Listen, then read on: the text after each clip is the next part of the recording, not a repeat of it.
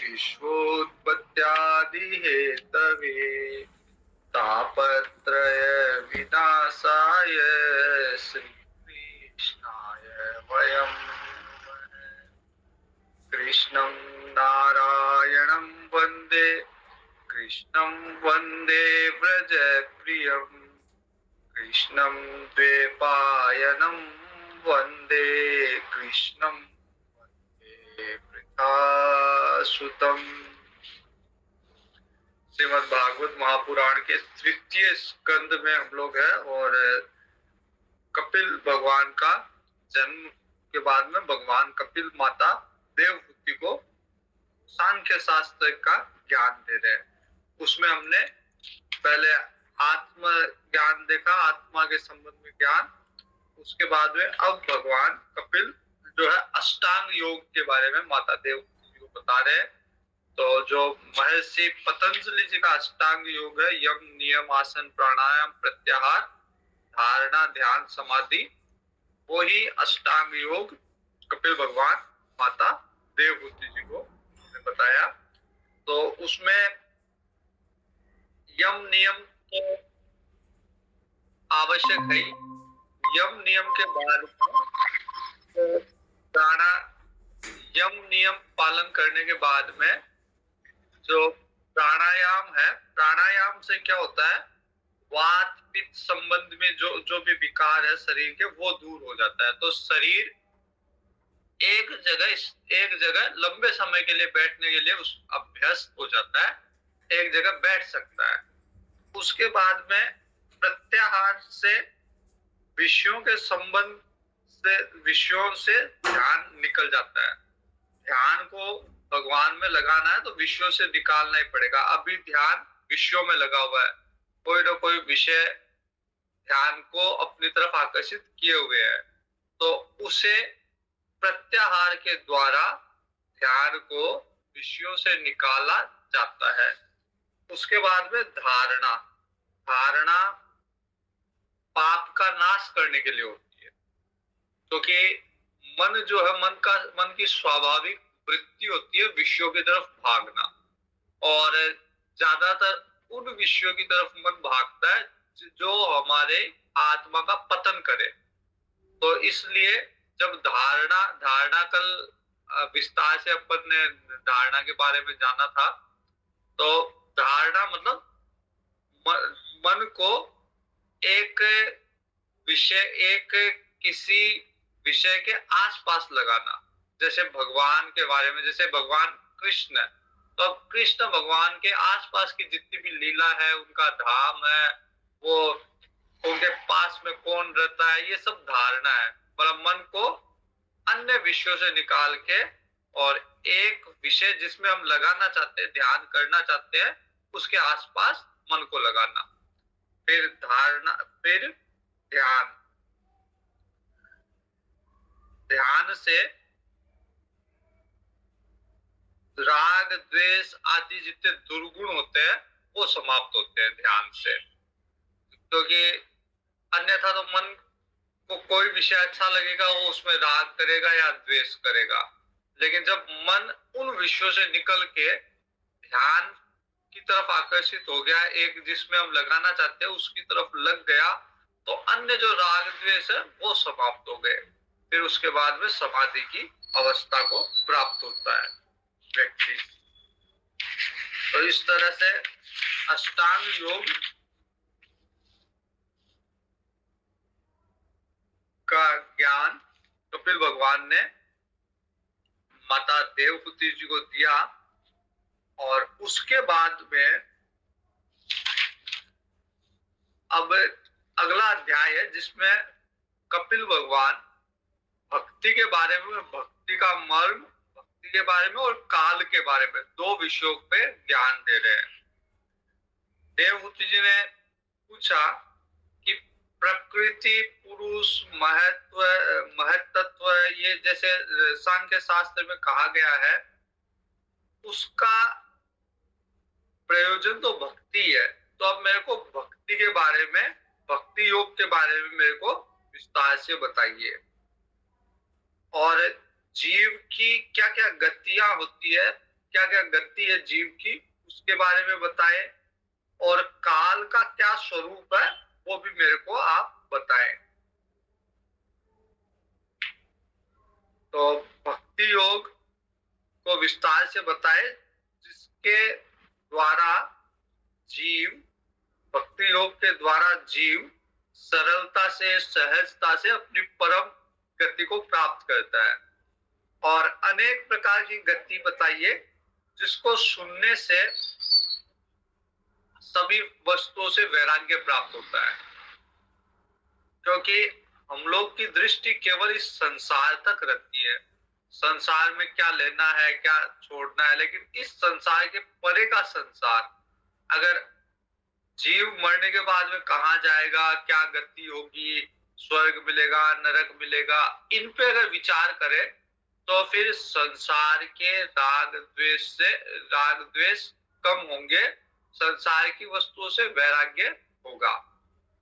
जैसे अगर मान लीजिए हम लोग कहीं घूमने के लिए गए, कहीं तीर्थ स्थान पे गए, 2 दिन 3 दिन के लिए गए, तो वहां पे जैसी भी सुविधा मिलेगी हम काम चला लेंगे, और वापस हमको पता है कि यहाँ पे स्थायी नहीं रहना। वैसे ही अगर ये पता हो कि ये संसार में स्थायी नहीं रहना, कुछ टाइम के लिए है, तो यहाँ पे ज्यादा फैलावड़ा नहीं फैलाना, यहाँ पे ज्यादा राग द्वेष नहीं करना, क्योंकि कुछ समय बाद तो जाना ही है, अन्य स्थान पे अन्य गति है। तो अन्य स्थानों की गति को अगर जान लेंगे कि जीव मरने के बाद कहाँ जाएगा, वहां पे क्या व्यवस्था है, किस तरह से जाएगा, तो फिर संसार की ये समझ में आ जाएगा कि ये संसार जो है वो कुछ समय के लिए, अल्प समय के लिए है, इसलिए ज्यादा यहाँ पे राग द्वेष नहीं पालेगा। फिर काल का स्वरूप बताइए। तो भगवान उत्तर दे रहे माता पार्वती जी, माता देवहूति जी के प्रश्नों का। माता देवहूति जी का एक प्रश्न है भक्ति मार्ग के, भक्ति योग के बारे में बताइए। दूसरा प्रश्न है जीव की क्या क्या गतियां हैं वो बताइए, और तीसरा प्रश्न है काल के बारे में। भगवान कहते हैं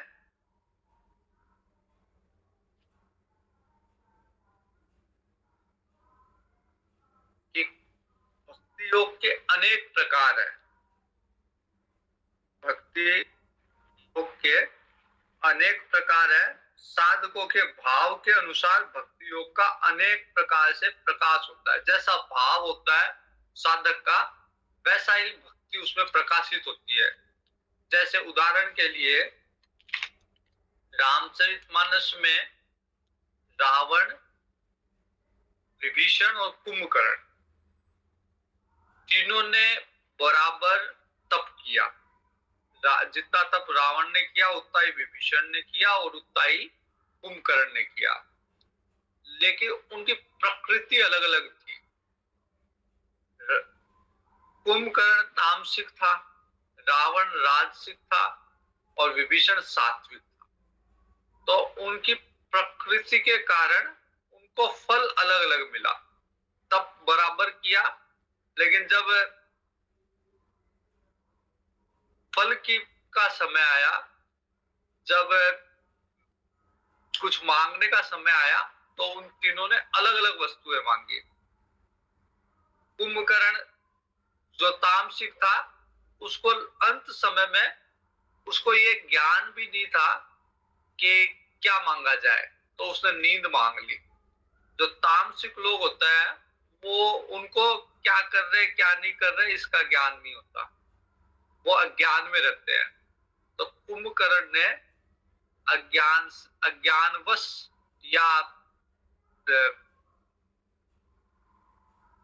दूसरे, मतलब जो तामसिक लोग होते हैं उनका खुद का विवेक नहीं होता, कोई भी उनके विवेक को भ्रष्ट कर सकता है।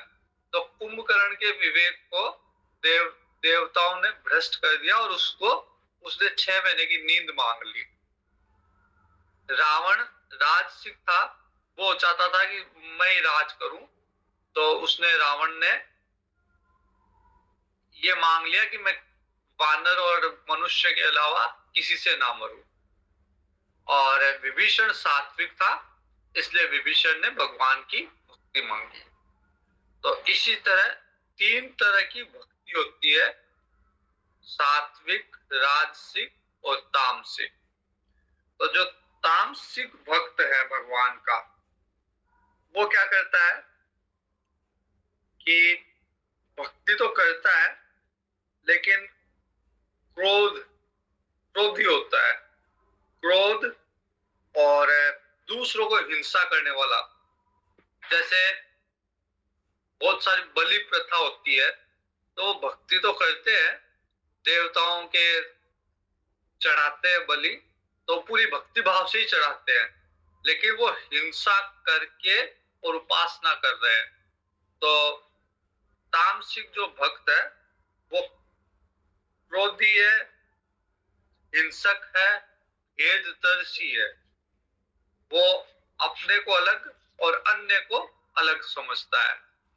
मतलब स्वयं के लिए, केवल स्वयं के लिए वो ये नहीं समझता कि सब जो है सब में आत्मा एक ही है, सब में भेद समझता है। क्रोधी होता है, हिंसक होता है, दम्भ होता है, मात्सर्य भाव होता है, दम्भ होता है, अहंकार का भाव होता है कि मैं ही कर रहा हूं, और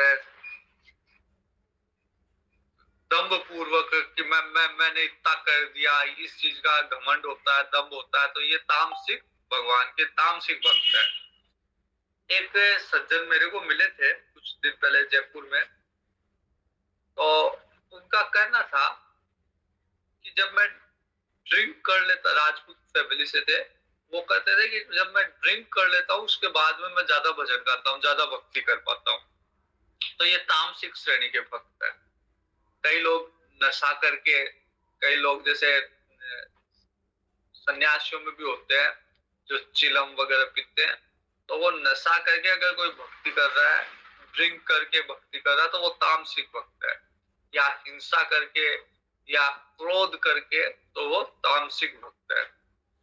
फिर उसके बाद राजसिक भक्त भगवान के, जिनकी इच्छा, भक्ति तो करते हैं लेकिन विषयों की इच्छा है, भोग की इच्छा है, यश प्राप्त करने की, ऐश्वर्य प्राप्त करने की, इनकी कामनाओं से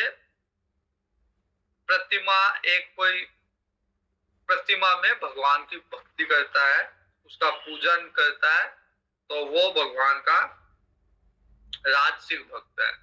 जैसे बहुत सारे लोग खाटू श्याम जी या सालासर आते हैं एक किसी प्रतिमा में, किसी देवता में, और वो इसलिए आते हैं ताकि उनकी मनोकामना पूर्ण हो। वहां पे आके नारियल बांधेंगे कि मेरा ये काम हो जाए तो मैं आपको स्वामणी चढ़ाऊंगा। तो इस तरह की जो भक्ति है वो राजसिक भक्ति है, किसी न किसी कामना से भक्ति कर रहे हैं। वो आते इसलिए है ताकि हमारा काम हो जाए, इसलिए नहीं आते। भगवान से प्रेम है इसलिए नहीं आते, काम करवाने के लिए आते हैं। तो उस तरह के जो भक्त है कि एक प्रतिमा में भगवान अपने मनोकामना की पूर्ति के लिए भगवान का पूजन करे, तो वो भगवान के राजसिक भक्त है। और जो सात्विक भक्त है वो बिना किसी कामना के, बिना किसी इच्छा के भगवान के पास जाते हैं। और अगर कामना हो तो केवल इतनी सी होती है कि भगवान मेरे पापों का क्षय करो, मेरा मन शुद्ध करो। चित्त शुद्धि के लिए भगवान के पास जाते हैं कि मैं बड़ा पापी हूं, इसलिए मेरे पाप को नष्ट करो ताकि और मैं आपकी भक्ति कर सकूं और आपके निकट आ सकूं। और वो वहां जाना कर्तव्य समझते अपना, कि भगवान के पास बहुत दिन हो गए, भगवान से मिलने नहीं गया, या भगवान ने इतना कुछ दे रखा है तो चलो जाके भगवान कृतज्ञता व्यक्त कर दे। तो वो वहां जाना कर्तव्य समझते हैं, कोई लिस्ट लेके नहीं जाते कि ये काम मेरे पूरे होने चाहिए। अपने पापों के क्षय के लिए, आत्मा की शुद्धि के लिए और कृतज्ञता व्यक्त करने के लिए भगवान के पास जाके पूजन करते हैं भगवान का।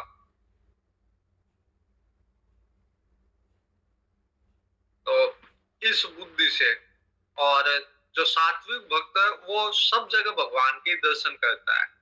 राजसिक भक्त केवल एक प्रतिमा में करता है। अगर मंदिर के अंदर जा रहा है और अंदर प्रसाद चढ़ा रहा है, खूब अच्छे अच्छे व्यंजन बना के ले जा रहा है, लेकिन वो बाहर कोई व्यक्ति दुखी हो तो वो राजसिक भक्त है, वो बाहर वाले व्यक्ति से उसको कोई लेना देना नहीं, कोई दुखी हो कुछ भी हो। लेकिन जो सात्विक है उसको उसको पता है कि जितना भगवान का अंश अंदर है उतना ही अंश बाहर, इसलिए वो उसका भाव केवल मूर्ति में नहीं है बल्कि वो अपने भगवान को सब जगह देखता है, सात्विक भक्त। उसके बाद में भगवान के निर्गुण भक्ति योग के बारे में बताया है, और जो भगवान का बिना किसी निष्काम भाव से भक्ति करता है उसको मोक्ष की भी इच्छा नहीं रहती। मोक्ष भी 5 तरह की मोक्ष बताई है।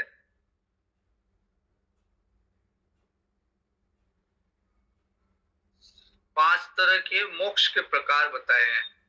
सालोक्य, कि एक इच्छा रहती है कि मैं संसार से तो मुक्त हो जाऊं, लेकिन जाके भगवान के लोक में, जे वैकुंठ लोक हो, जे साकेत धाम हो, जे भगवान शिव का शिवलोक हो।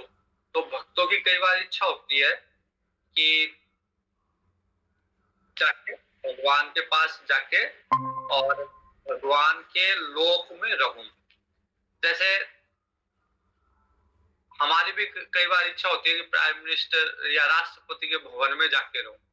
वैसे भक्त की इच्छा होती है कि भगवान का जो लोक है, इतना बैकुंठ के बारे में सुन रखा है या साकेत लोक के बारे में सुन रखा है, गोलोक के बारे में सुन रखा है, तो चल के देखे तो सही, वहां भी कुछ दिन रहे।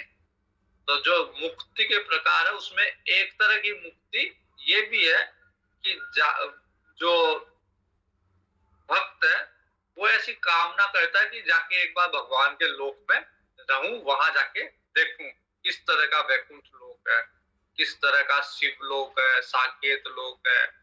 इसलिए इसलिए अगर मृत्यु हो जाती है तो फिर वो लिखते हैं शिवलोकवासी, गोलोकवासी, स्वर्गवासी।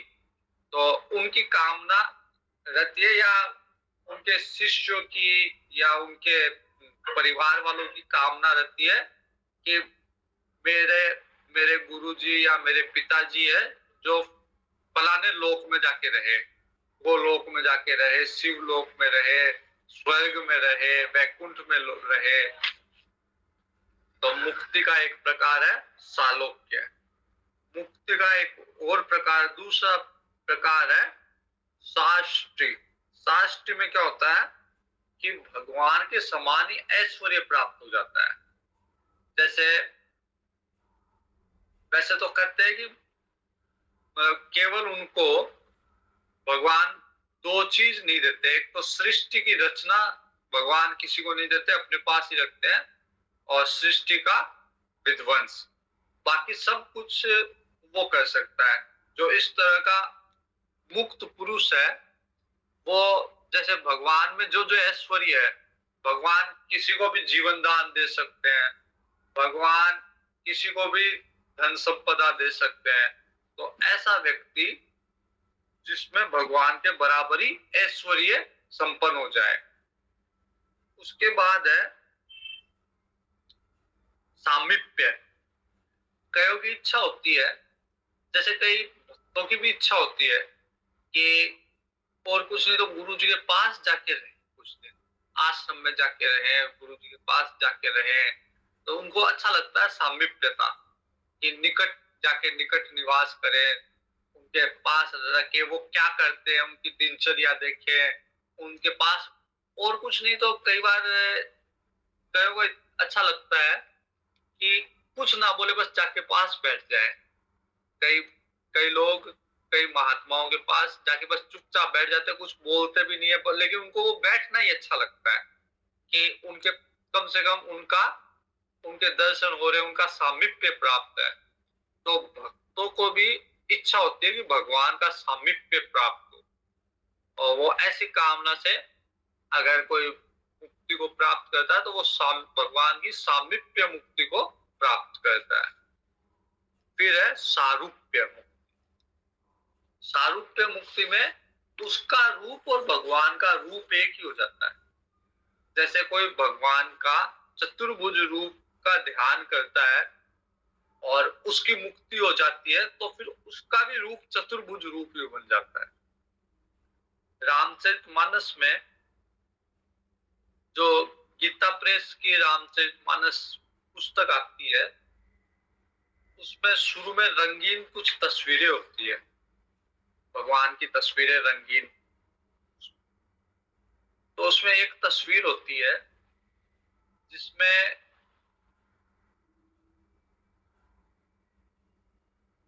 जो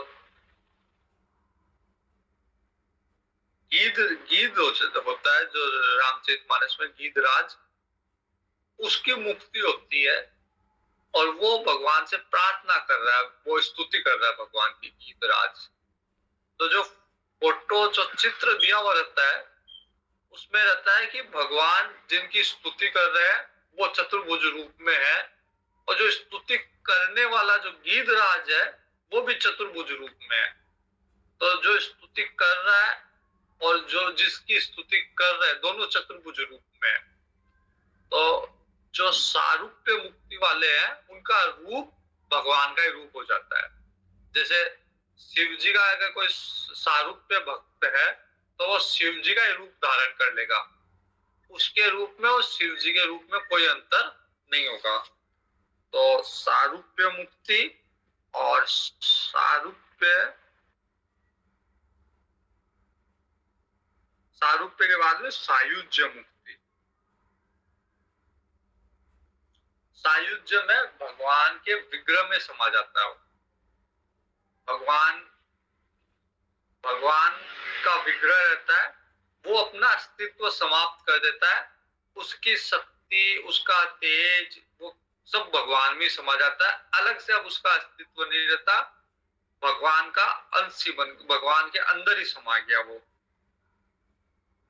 एक रूप हो जाता है, ब्रह्म रूप हो जाता है। तो ब्रह्म में और उसमें फिर कोई अंतर नहीं होता। तो ये मुक्ति के प्रकार बताए गए हैं।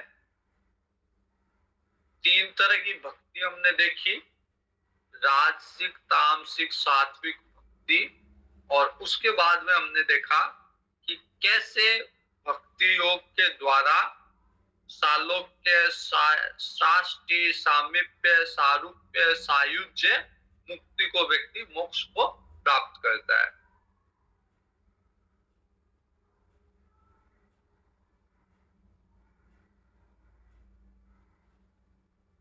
तो जो भक्त होता है, जो निष्काम भक्त होता है, वो इन मुक्तियों को, इनका भी तिरस्कार कर देता है। उनको ये मुक्ति भी नहीं चाहिए। उसको नहीं चाहिए कि वो भगवान के लोक जाए, उसको नहीं चाहिए कि वो भगवान के जैसा बने। वो ये कामना भी नहीं करता है कि भगवान के जितना ऐश्वर्य प्राप्त हो। वो ये कामना भी नहीं करता कि भगवान के जैसा उसका रूप हो। वो ये कामना भी नहीं करता कि भगवान का सामीप्य प्राप्त हो। जैसे यहाँ पे खुद कपिल भगवान जब अवतार लेके आए तो कर्दम ऋषि अगर सामीप्य मुक्ति चाहते तो भगवान के अपने बेटे के पास ही रहते, लेकिन उन्होंने उसकी कामना भी नहीं की कि मेरे को सामीप्य मिले। तो ऐसे भक्त जो इन मुक्तियों का भी तिरस्कार कर देते हैं, इनसे भी ऊपर उठ जाते हैं, वो भगवान के परम भक्ति योग को प्राप्त करते हैं। जैसे अगर मान लीजिए आप के कोई गुरुजी है, आप में उनके प्रति लगाव होगा, भक्ति होगी, प्रेम होगा, श्रद्धा होगी, तो आप उनके पास जाके बैठना पसंद करोगे, सामीप्यता, या उनके आश्रम में जाके रहना पसंद करोगे, सालोक्यता, या उनके जैसा बनना पसंद करोगे, या उनके जैसा दिखना। कई कई कई शिष्य क्या करते हैं कि गुरुजी जैसे कपड़े पहनते हैं वो वैसे ही कपड़े पहनते हैं, गुरुजी जैसे बोलते हैं वो वैसे ही बोलने की कोशिश करते हैं, गुरुजी जैसी स्टाइल करते हैं वैसे ही वो। जैसे एक आश्रम है ऋषिकेश में, तो वो गुरुजी क्या करते थे, जैसे चद्दर ओढ़ते हैं ना, तो गुरुजी हमेशा ऐसे कान के पीछे ऐसे ऐसे ओढ़ते थे चद्दर, उनकी स्टाइल। तो उनके जितने भी शिष्य मिलेंगे वो ऐसे ही, कोई भी ऐसे कान के आगे से नहीं ओढ़ेगा चद्दर, चद्दर कान के पीछे से ही, वो ऐसे। तो जो शिष्य होते हैं वो गुरु जैसा बनना या गुरु जैसा दिखना पसंद करता है, लेकिन जो इनसे ऊपर उठ गया, इन सब चीजों से, ये प्रेम के कारण, लोग श्रद्धा के कारण, सम्मान के कारण ये सारी चीजें करते हैं। गुरु जी के पास बैठना पसंद करना, गुरु जी के आश्रम में रहना पसंद करना, गुरु जी के जैसा गुरु जी दिखते हैं वैसा दिखना। लेकिन इनसे अगर ऊपर उठ गया, इनसे ज्यादा अगर भक्ति में चला गया, तो उस शिष्य को इन सब चीजों से भी फर्क नहीं पड़ता। फिर तो अगर गुरु जी ने कोई काम बता रखा है तो वो उस काम को करने के लिए भले गुरु जी से दूर रह लेगा, कोई दिक्कत नहीं है, वो केवल आज्ञा का पालन करेगा। फिर उसको सामीप्यता भी नहीं चाहिए, उसको गुरु जी जैसा दिखना भी नहीं है, उसको गुरु जी जैसा बनना भी नहीं है, बस गुरु जी की आज्ञा का पालन करना है।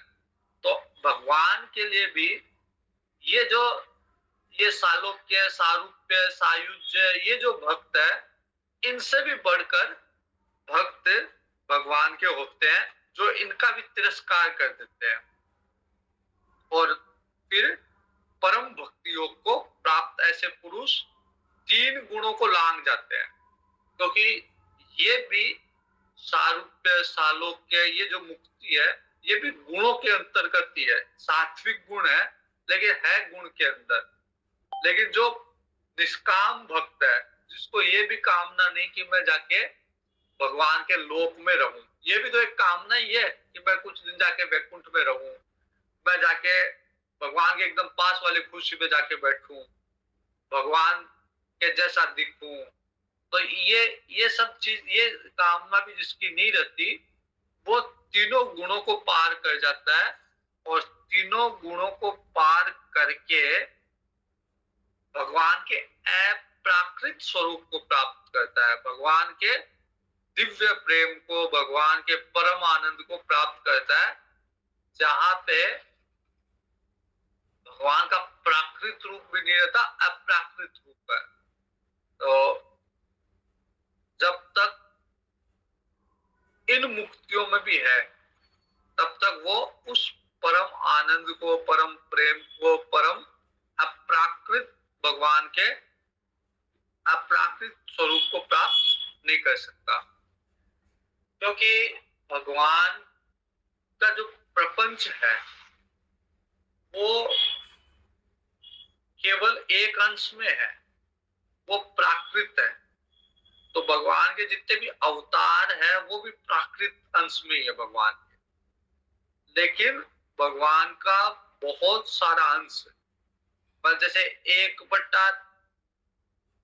1/4 अगर प्राकृत है तो 3 भाग है जो अप्राकृत है। अप्राकृत में केवल और केवल अमृतमय है, वो केवल और केवल आनंद है, परम आनंद है, परम प्रेम है। तो जो भगवान के इन मुक्तियों को भी पार कर गया, वो भगवान के परम प्रेम को, परम आनंद को, अप्राकृत स्वरूप को प्राप्त कर लेगा। तो निष्काम भाव से श्रद्धा पूर्वक जो व्यक्ति, अब यहां तक कैसे पहुंचा जाए, तो निष्काम भाव से श्रद्धा पूर्वक जो जो चीजें कल हमने अष्टांग योग के लिए देखी थी कि अष्टांग योग को प्राप्त करने के लिए कुछ उसकी योग्यता चाहिए। वही चीजें यहाँ पे, लगभग वही चीजें यहाँ पे भक्ति मार्ग के लिए भी है। वहां पे भी था कि निष्काम भाव से कर्तव्य का पालन करे, तो यहाँ पे भी है कि भक्ति योग को प्राप्त करने के लिए आवश्यक है कि वो व्यक्ति नित्य नैमित्तिक कर्तव्य का पालन करे। जो उसको कर्तव्य भगवान ने दे रखा है, जिस वर्ण में वो उत्पन्न हुआ है, जिस आश्रम में वो है, उस वर्ण का, उस आश्रम के धर्म का निष्काम भाव से पालन करे। जैसे सन्यासी है तो वो सन्यास धर्म का पालन करे, गृहस्थी है गृहस्थ धर्म का पालन करे, अगर कोई सैनिक है वो क्षत्रिय धर्म का पालन करे, कोई विद्यार्थी है तो वो विद्यार्थी के धर्म का पालन करे, स्त्री है स्त्री के धर्म का पालन करे, ब्राह्मण है ब्राह्मण के धर्म का पालन करे। तो जिस भी वर्ण में है, जिस भी आश्रम में है, उस वर्ण और आश्रम का निष्काम भाव से पालन करे, तब जाके वो भक्ति योग में प्रवेश करेगा। फिर नित्य प्रति हिंसा से रहित रहे और क्रिया योग का अनुष्ठान करे। हिंसा से मतलब वो अगर चलेगा भी तो वो ये देखते हुए चलेगा कि कोई कीड़ी नहीं मर गई हो। झाड़ू भी निकालेगा तो वो जितना बचा सकेगा उतना बचाएगा कि कोई कीड़ी भी ना मर जाए। तो भगवान के नित्य प्रति हिंसा रहित उत्तम क्रिया योग का अनुष्ठान करेगा भक्ति योग के लिए। क्रिया योग मतलब भगवान की नित्य पूजा, जैसे भगवान को, शिव जी को जल चढ़ाना, भगवान का श्रृंगार करना, धूप अगरबत्ती, जो षोडशोपचार से पूजा होती है भगवान की, धूप आदि से, उनको सब करेगा। क्रिया योग का से भगवान की पूजा करेगा। भगवान की प्रतिमा का, मूर्ति का दर्शन करेगा। जैसे कईयों के नियम होता है कि डेली जाके भगवान के मंदिर में दर्शन करके आएंगे, तो भगवान का दर्शन करेगा, स्पर्श करेगा, जाके प्रणाम करेगा, पूजा करेगा, स्तुति गाएगा, वंदना करेगा। और इन सब से बढ़कर एक जगह भगवान की मूर्ति में भगवान देखने से ज्यादा महत्वपूर्ण है कि सभी प्राणियों में भगवान का भाव करेगा। अगर मंदिर में जाके आए, मंदिर से बाहर निकले और कोई कुत्ता भी मिल गया तो उसको लगेगा ये भी मेरे भगवान का ही स्वरूप है। कोई भिक्षु मिल गया, उसको लगेगा ये भी भगवान के ही स्वरूप है। तो कोई भी मिल गया, कोई भी जीव मात्र, प्राणी मात्र उसको मिल गया तो उसको वो भगवान का ही स्वरूप मानेगा। धैर्य और वैराग्य का अवलंबन रखेगा। अगर कोई चीज उसको आवश्यकता भी है तो वो धैर्य रखेगा कि समय आने पे वो मिलेगी, और अगर नहीं मिलती तो वो उसके बिना काम निकालेगा, वैराग्य रखेगा उससे। हमारे एक, जब मैं पढ़ता था तो एक ब्रह्मचारी था, वो क्या करता था, जैसे कोई चीज, कोई मिठाई भी बांट रहा है तो वो लास्ट में लेता था कि कोई उसकी मतलब मनपसंद की वो हो मिठाई, कोई चीज उसको अच्छी लगती हो, वो चीज भी अगर मिल रही है तो वो बोलेगा पहले सबको लेने दो, फिर लास्ट में मैं बचेगी तो ले लूंगा। तो धैर्य और अगर नहीं मिली तो फिर वैराग्य, अगर नहीं मिली कोई बात नहीं, अगली बार मिल जाएगी। तो धैर्य और वैराग्य से अगर कोई अपना जीवन में धारण करेगा तो उसको भगवान का तीव्र भक्ति योग प्राप्त होगा। और होता क्या है कि जैसे किसी चीज के लिए आप उतावले हो, मेरे को ये चीज चाहिए चाहिए चाहिए, आपकी किस्मत में अगर नहीं होगी तो वो आपको नहीं मिलेगी। और धैर्य अगर रखोगे तो वो अवश्य आपको मिलेगी, इस बार नहीं तो अगली बार, लेकिन वो मिलेगी अवश्य। तो उतावलेपन से ही मिले ये कोई गारंटी नहीं है। कितना ही आप उतावलापन किसी चीज में कर लो, अगर उसको मिलना होगा तो ही मिलेगा, वरना नहीं मिलेगा। और मिलके भी वो आपको के लिए फायदेमंद हो या नुकसानदायक हो, कोई कहा नहीं जा सकता। इससे अच्छा अगर धैर्य धारण कर रखा आपने, तो अवश्य वो आपको मिलेगा। हो सकता है कुछ समय बाद मिले, लेकिन मिलेगा अवश्य। तो इस तरह धैर्य और वैराग्य जीवन में अगर हो, तो फिर भगवान का भक्ति योग, परम भक्ति योग प्राप्त होगा। फिर महापुरुषों का मान, क्योंकि ये सब चीजें सिर्फ पढ़ने से नहीं आती। धैर्य भी अगर मैंने कह दिया, धैर्य वैराग्य, तो ये सब चीजें, जैसे मैंने उदाहरण दिया कि मेरे साथ ब्रह्मचारी था, वो अगर मिठाई भी बट रही थी तो वो पीछे पीछे खड़ा रहता था। तो ये सब चीजें देखने से आती है। अगर किसी को परिवार में भी किसी को देखे कि वो अगर कोई कहे, जैसे कई लोग कहते हैं कि मेरे पिताजी थे, बड़े वैरागी थे, बड़े धैर्यवान थे। आज ही एक सज्जन मिले, वो कह रहे थे कि मेरे पिताजी थे, कभी मंदिर बोले बहुत कम जाते थे, लेकिन राम राम बहुत करते थे। बोला शायद ही वो कभी बिना राम राम के रहे हो, हमेशा उनके मुंह से राम राम चलता ही रहता था। तो वो चीजें देखने से आती है। अगर पिताजी सिर्फ ये कहते रहे कि बेटा राम राम किया कर, तो वो नहीं करेगा, उसको वो चीजें आएगी नहीं। और वही उसने देखा है, पिताजी राम राम करते थे, तो वो अपने आप ही करेगा। हो सकता है कुछ समय जवानी का है, कुछ समय संसार में लगा हुआ है, तो वो नहीं कर पाए, लेकिन संस्कार चले गए। जब भी उसको समय मिलेगा, जब भी उसकी अवस्था ढलेगी या उसका मन संसार से बाहर निकलेगा, वो राम राम करेगा। तो ये सब चीजें, धैर्य, वैराग्य, भगवान का की भक्ति, ये सब चीजें देखने से आती है। इसलिए जो कहा गया है कि महापुरुषों का मान, कि जहां कोई महापुरुष दिखे जो इन सब चीजों को धारण किए हुए हो, उसका मान सम्मान करना चाहिए, उससे सीखने की कोशिश करनी चाहिए। उसके बाद में यम नियम का, महापुरुषों का मान, तीनों पे दया। अब यहाँ पे दिया हुआ है कि जो जैसे तीन समाज में तीन स्थिति हो सकती है, कि एक तो हमसे ऊपर है, एक हमारे बराबर है, और एक हमसे नीचे। वो किसी भी क्षेत्र में हो सकता है। धन के क्षेत्र में भी एक हमसे ज्यादा धनवान है, एक हमारे जितना हमारे बराबर का है, एक हमसे नीचे है। वो भगवान की भक्ति में भी हो सकता है, वो ज्ञान में भी हो सकता है, वो मान प्रतिष्ठा में, सामाजिक मान प्रतिष्ठा में भी हो सकता है। तो सभी क्षेत्र में अगर कोई हमसे ऊपर है, उसका सम्मान करो, उसका रेस्पेक्ट करो, सम्मान करो, कि इसने मेहनत से ये इस अवस्था को प्राप्त किया है। अगर धन भी प्राप्त किया तो अपने पुण्य से या मेहनत से प्राप्त किया है, तो उसका सम्मान हमेशा करना चाहिए।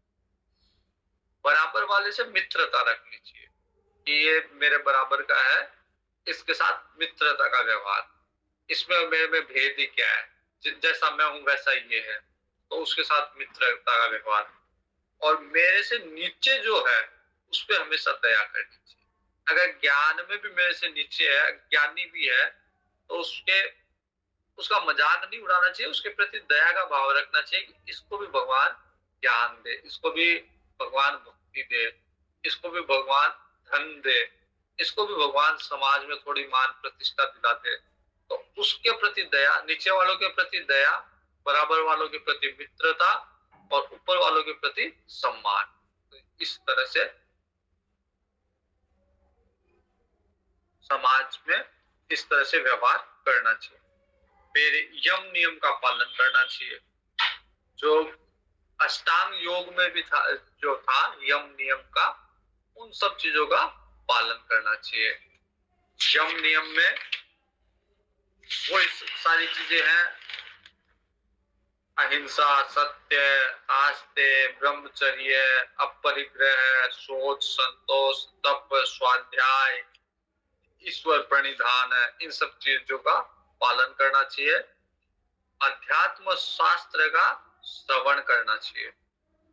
जितना हो सके उतना नियम बनाना चाहिए कि डेली कम से कम आधा घंटा, 1 घंटा या तो स्वयं पढ़ना चाहिए, स्वाध्याय करना चाहिए या श्रवण करना चाहिए। अगर कोई, जैसे हम लोग कर रहे हैं अभी श्रवण कर रहे हैं, अगर उपलब्ध है ठीक है, नहीं है तो फिर आजकल रिकॉर्डिंग सबकी होती है इंटरनेट पे, तो एक नियम, नित्य का नियम होना चाहिए कि कम से कम आधा घंटा मेरे को कोई सद साहित्य, सद शास्त्र सुनना है। और फिर भगवान के नाम का उच्च स्वर में कीर्तन करना चाहिए।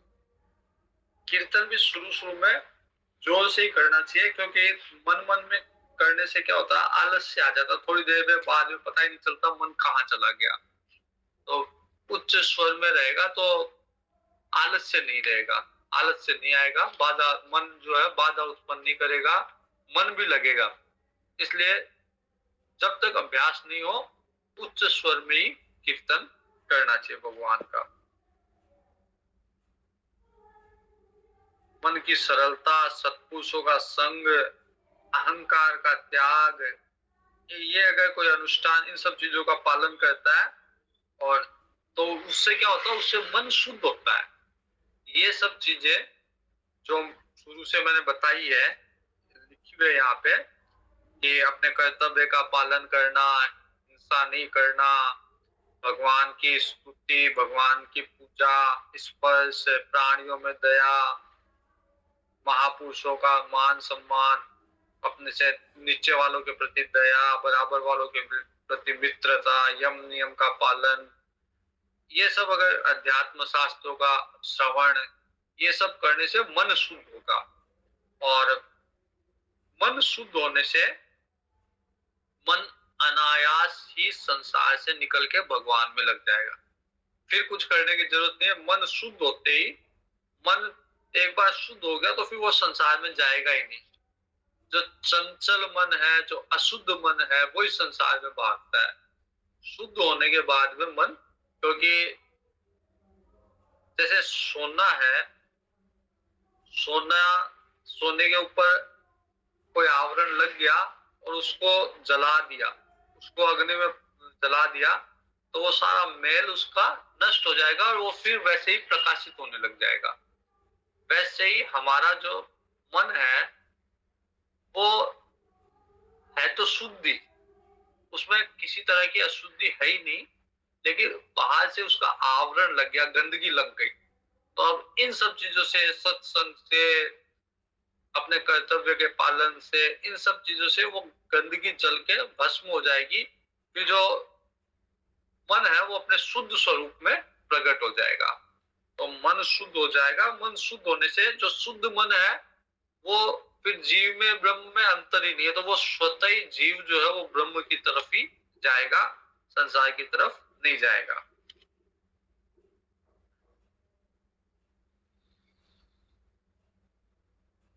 जैसे पुष्प अगर आपके सामने है तो वायु के द्वारा उसकी सुगंध अपने आप आपके नाक में चली जाएगी।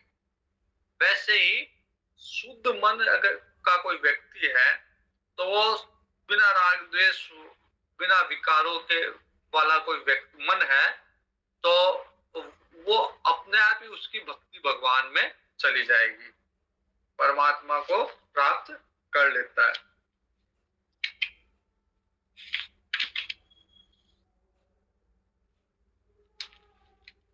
भगवान कहते हैं माता देवहूति से कि मैं आत्मा रूप से सदा सभी जीवों में स्थित हूं।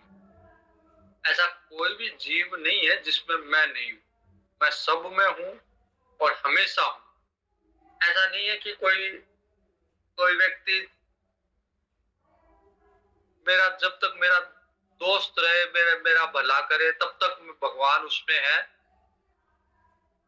और जब मेरा बुरा करे, मेरे से लड़ाई करे तब नहीं है, ऐसा नहीं है। भगवान सदा है, चाहे वो मेरे अनुकूल हो चाहे वो मेरे प्रतिकूल हो, सब में है।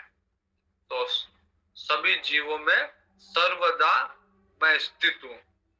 मुझे सर्वभूत स्थित परमात्मा का अनादर करके केवल प्रतिमा में पूजन करे, वो स्वांग मात्र कर रहा पूजा का। अगर कोई व्यक्ति केवल भगवान की मूर्ति को पूजता है, मानता है, और अन्य जीवों में जो भगवान है उसको नहीं मानता, तो भगवान का अपमान कर रहा है या वो पूजा का एक नाटक कर रहा है। जैसे प्रसाद हम लोग लगाते हैं, तो भगवान का प्रसाद लगाने के बाद में अगर कोई व्यक्ति उस प्रसाद को खुद ही खा जाता है, तो वो क्या कर रहा है? प्रसाद लगाने का नाटक कर रहा है, उसने प्रसाद लगाया ही नहीं। प्रसाद का मतलब ही यही होता है कि अब उस प्रसाद में जितने भी लोग हैं या जितने भी लोग संपर्क में हो सकते हैं आसपास, उनमें सबका बराबर अंश उसमें हिस्सा है। अगर मैं 1 किलो बर्फी, बादाम की बर्फी का भोग लगाऊं, तब उसमें मेरा अधिकार समाप्त हो गया, क्योंकि वो भोग लग गया।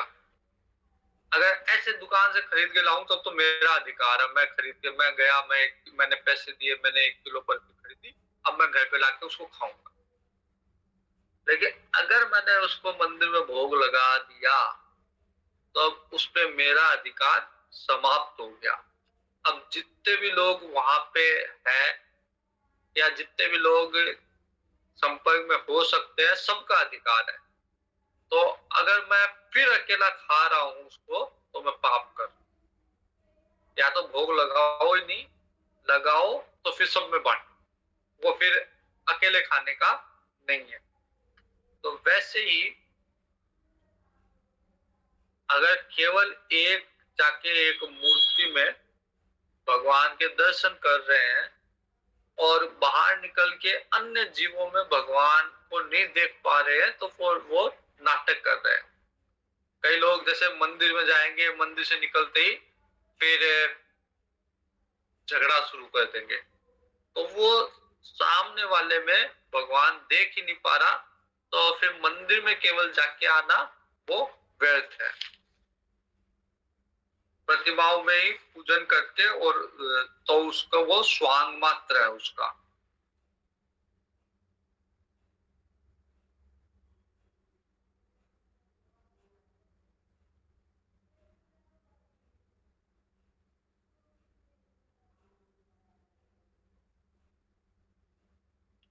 प्रतिमा में पूजन, किसी मूर्ति में भगवान का दर्शन तब तक ही किया जाता है या तब तक ही उसको अभ्यास कराया जाता है, उसको अभ्यास करना चाहिए, जब तक वो सब में भगवान नहीं देख पा रहा। तो जब तक जैसे 10वीं की परीक्षा देनी है, लेकिन अभी 10वीं के लायक नहीं है, तो पहले 9वीं पढ़ो, उसके पहले 8वीं, उसके पहले 7वीं, उसके पहले 6ठी, उसके पहले 5वीं, चौथी, 1 से शुरू करना है। 1 से शुरू करेंगे तो फिर 10वीं तक पहुंचेंगे। तो वैसे शुरू में अगर सब में भगवान नहीं देख पा रहे, तो पहले जाके मंदिर में एक मूर्ति में भगवान के दर्शन करो, तो वहां से शुरू करो। लेकिन वो शुरुआत है, वो अंतिम सीढ़ी नहीं है, वो केवल प्रारंभिक लोगों के लिए प्रारंभिक शुरुआत है कि एक जगह से शुरुआत की है। अब वहां से शुरुआत करके एक मूर्ति में भगवान देख के फिर उसका विस्तार करो कि हाँ, वही तो लक्ष्मीनाथ जी मंदिर के अंदर बैठे हैं, और वही लक्ष्मीनाथ जी सारे लोगों में, न केवल फतेहपुर वालों में, बल्कि बाहर के भी जितने भी जीव जंतु है इस ब्रह्मांड में, सब में वही लक्ष्मीनाथ जी है। वही भगवान जो अयोध्या में राम लल्ला के रूप में अयोध्या के मंदिर में है, वही सब में है। इस चीज को विस्तार करना चाहिए। केवल अयोध्या के राम मंदिर में ही भगवान विराजमान है, तो फिर वो भक्ति प्रारंभिक स्तर की भक्ति है, उस भक्ति का विस्तार नहीं हुआ। अभी आज ही कोई सज्जन मिले थे तो वो कह रहे थे कि कई बार बोला मैं पैदल चला के खाटू श्याम जी जाता हूँ, और अंदर अगर दर्शन नहीं भी हो भीड़ के कारण, जब मेला होता है भीड़ होती है, तो मैं बाहर खड़ा होकर भी मेरे को उतनी संतुष्टि मिल जाती है, मेरे को लगता है कि बाबा से मुलाकात होगी। तो जो भक्त होते हैं वो, उनको उनको ये नहीं रहता कि एक मूर्ति में ही भगवान है। हाँ, वहां जाने से भगवान का ज्यादा सामीप्य मिलता है, भगवान के प्रति ज्यादा श्रद्धा होती है, भगवान के प्रति ज्यादा सम्मान होता है। लेकिन उसको फिर हर जगह देखना, जैसे अगर मान ले कि भगवान या तो मंदिर में है या वैकुंठ लोक में है, तो हमको तो जरूरत भगवान की बाहर पड़ेगी ना। तो मंदिर में तो कोई वैसे ही कोई हमारे से लड़ाई करने वाला नहीं है, या हमको भगवान की जरूरत नहीं है। बाहर जहाँ जरूरत है, तो अगर भगवान केवल वैकुंठ में है तो फिर भगवान वहां कैसे आएंगे जहां हमको जरूरत है। लेकिन भगवान क्योंकि सारे ही है, इसलिए जहां भी जरूरत होगी भगवान वहीं प्रकट हो जाते हैं। ऐसा नहीं है कि बुलाया तो फिर वैकुंठ से चल के आएंगे, भगवान पहले से ही है वहां पे। हरि व्यापक सर्वत्र समाना। तो इसलिए केवल एक प्रतिमा, प्रारंभिक स्तर पे एक मंदिर में प्रतिमा में भगवान के दर्शन, लेकिन जैसे जैसे जैसे जैसे मेच्योरिटी बढ़े, जैसे जैसे भक्ति बढ़े, फिर सब में भगवान के दर्शन करने चाहिए।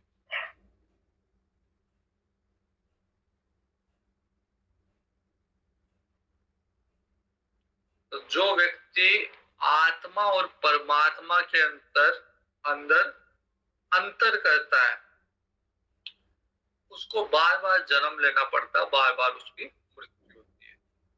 जब तक आत्मा को परमात्मा नहीं मानेगा, जब तक ये नहीं मानेगा कि सब में जो आत्मा है वो परमात्मा का ही रूप है, तब तक उसको मुक्ति नहीं मिलेगी। जब तक व्यक्ति आत्मा और परमात्मा के बीच थोड़ा सा भी अंतर करता है, उस भेद दृष्टि को भगवान कहते हैं कि मैं बार बार मृत्यु दूंगा, बार बार मृत्यु रूप महान भय उपस्थित करता हूं उसके लिए। उसको बार बार मरना पड़ता है, बार बार जन्मना पड़ता है। तो जो व्यक्ति आत्मा को परमात्मा का ही रूप मानता है, और केवल खुद की आत्मा नहीं, जितनी भी आत्मा है सबको भगवान का रूप मानेगा, तभी उसका द्वंद्व समाप्त होगा। तभी वो अद्वैत से द्वैत से अद्वैत की तरफ आएगा। तो जब तक अद्वैत की तरफ नहीं आएगा तब तक वो मुक्त नहीं होगा।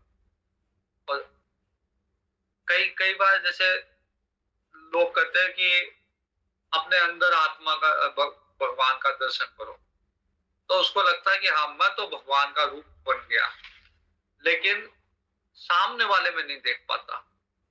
तो जब तक सब में नहीं देखेगा, मच्छर मक्खी से लेके और हाथी घोड़ा जो जितने भी जीव है सब में भगवान का रूप नहीं देखेगा, तब तक उसको मृत्यु का वर्ण करना ही पड़ेगा। वो उसको बार बार मरना पड़ेगा, बार बार जन्म लेना पड़ेगा। इस तरह से भगवान कपिल माता देवहूति जी को ज्ञान प्रदान कर रहे हैं। अब एक और कर लेते हैं, फिर समापन करेंगे। भगवान कहते हैं कि पत्थर से, कपिल भगवान कह रहे हैं देवहूति जी को कि पत्थर से जिनमें चेतना नहीं होती, उनसे अच्छे वृक्ष होते हैं, वृक्ष में चेतना होती है। और वृक्ष से अच्छे, क्योंकि वृक्ष जो है सांस ले सकते हैं, पेड़, वृक्ष से अच्छे वो जीव है जिनके मन होता है, और केवल जिनके मन होता है उनसे अच्छा जीव जिनके इंद्रियां होती है। जैसे छोटे कई जीव होते हैं, उनमें उनकी इंद्रियां होती नहीं है, या होती है तो इतनी शक्तिशाली नहीं होती। तो केवल मन है उससे उससे ज्यादा महत्वपूर्ण है या ज्यादा अच्छा जीव है जिसके इंद्रिया हो। और इंद्रियों में भी कहो कि केवल जैसे एक इंद्रिया प्रबल होती है, जैसे कोई जीव होता है वो केवल स्पर्श का अनुभव कर सकता है। कोई जीव होता है वो जैसे मछली आदि रस रस प्रधान होती है, वो जल में रहती है इसलिए रस को ज्यादा ग्रहण करती है।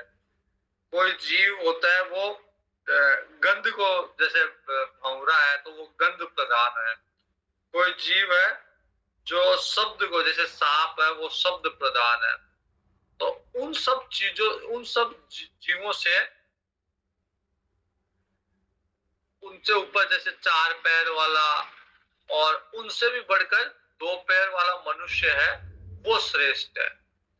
और उनमें भी, मनुष्यों में भी ब्राह्मण श्रेष्ठ है। और ब्राह्मण में भी जो ब्राह्मण जिसने वेद पढ़ा है, वेदज्ञ है, वेद को जानता है, वो श्रेष्ठ है।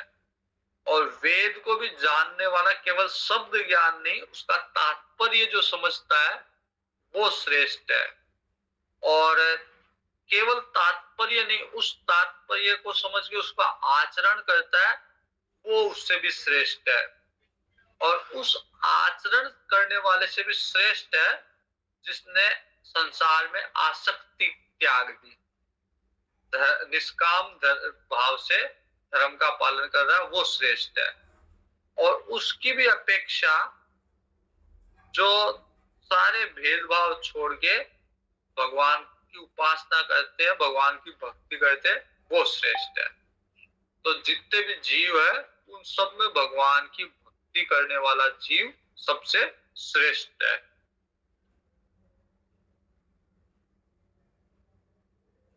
तो जो भगवान की भक्ति करता है वो समदर्शी हो जाता है, सब में समान भाव हो जाता है, सब में भगवान के ही दर्शन करता है।